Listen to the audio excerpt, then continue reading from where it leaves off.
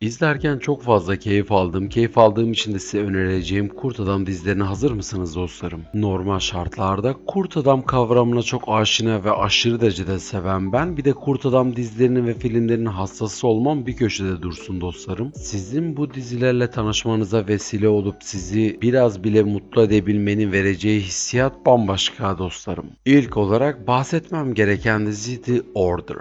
The Order nasıl bir yapım diye soracak olursanız, içinde bol bol tarikatların yer aldığı ve bol bol kurt adamların bol bol insan öldürdüğü ve izlerken bazen içinizin böyle hoş olduğu o ender yapımlardan bir tanesi. Özellikle benim gibi kurt adam hastası birinin bir gün içerisinde yaklaşık 6 bölüm bitirdiğini düşünecek olursak, benim gibi manyakların o kadar da az olmadığını da hesaplarsak, yani sizin de beğeneceğinizi canı gönülden düşünüyorum. Jack isminde bir dostumuzun çevresindeki kurt adam dostlarıyla birlikte başka bir tarikata saldırmasını ve aynı zamanda bu süreç zarfında Jack dostumuzun hayatta kalma çabasının, ilişki çabasının ve kendi sırrını saklamasıyla birlikte oluşan o muazzam atmosfer, ortam, yani her bir bölüm acaba yakalanacak mı, acaba yakalandı mı, yakalandıktan sonra ne oldu gibi kafamızı o kadar büyük sorunlar ve düşünceler sarıyor ki dostlarım. Ve bölüm tavada kayan bir yağ misali. O kadar hızlı bir şekilde ve o kadar içimizi hoş ede kayıyor ki dostlarım. Bütün sezonların ya da bütün bölümlerin gözünüzün önünde nasıl bittiğini emin olun ki fark etmiyorsunuz. Zaten bu muhteşem yapım ilk olarak 7 Mart 2019'da önümüze sunulduktan sonra son bölüm ise 18 Haziran 2020'de sunulmuş ve toplamda 2 sezon sürüp bölüm sayısı da 20'ye ulaşmıştır. Yani bana göre soracak olursanız tam da tadında bitirmişler ve aşırı derecede insanın keyif alabileceği bir yapım.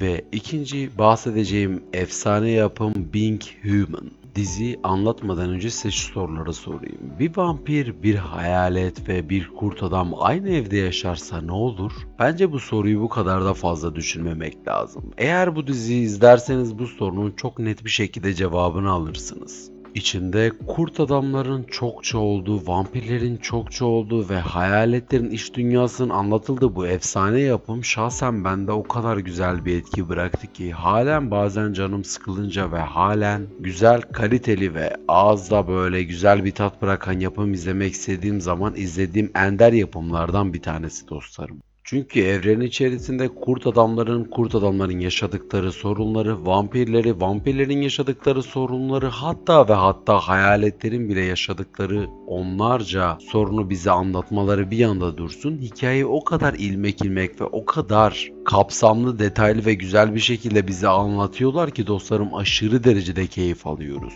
Bu efsane yapım ilk olarak 2011 yılında başlayıp 2014 yılına kadar toplamda 4 sezon devam etmiş ve toplamda 52 bölümüyle de final yapmıştır. Yani bu muhteşem yapımı şu anda izlememiş insanlar için söylüyorum. Bence bir an önce videoyu beğendikten sonra hemen izlemeye başlayın. Sonunda sayesinde böyle yabancı dizileri izlemeye merak sardım. Her bir sezonunu, her bir bölümünü kaç defa izlediğimi unuttuğum, her bir sahnesini ezbere ve her bir rolünü bildiğim, izlemekten hiçbir zaman bıkmayacağım ama ve lakin ilk 4 sezon haricinde de diğer sezonları izlemeyeceğim o efsane yapım olan Teen Wolf dizisinden bahsetmeye geldi sıra. Yani şöyle bir anımı sizinle paylaşmak istiyorum dostlarım. Sene 2011 veya 2012, okuldan geliyorum. Geldiğim sırada da o sırada CNBC kanalında sürekli Teen Wolf dizisine denk geliyorum. Ve geldiğim zaman oturuyorum başına, sabahtan akşama kadar ta ki o